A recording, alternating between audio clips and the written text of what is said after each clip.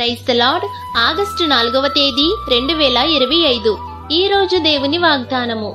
కావున నిశ్చయముగా నీతిమంతులకు ఫలము కలుగుననియు, నిశ్చయముగా న్యాయము తీర్చు దేవుడే లోకంలోనున్నాడనియు మనుషులు ఒప్పుకొందురు. కీర్తనల గ్రంథము 58వ అధ్యాయము 11వ వచనం. దేవునికి పక్షపాతము లేదు. ఆయన ప్రతివానికి వాని క్రియల చొప్పున ప్రతిఫలమిచ్చును. నరుల క్రియలకు తగినట్టుగా ఫలము ఆయన వారికి ఇస్తారు. మన ప్రభువు గొప్పవాడు. సత్క్రియలు ఓపికగా చేయువారికి, ఆయన మహిమను వెదుకువారికి ఆయన నిత్య జీవమును ఇస్తారు.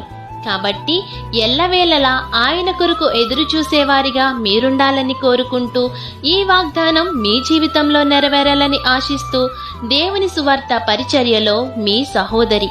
ఆమేన్. God bless you. Download ShareChat.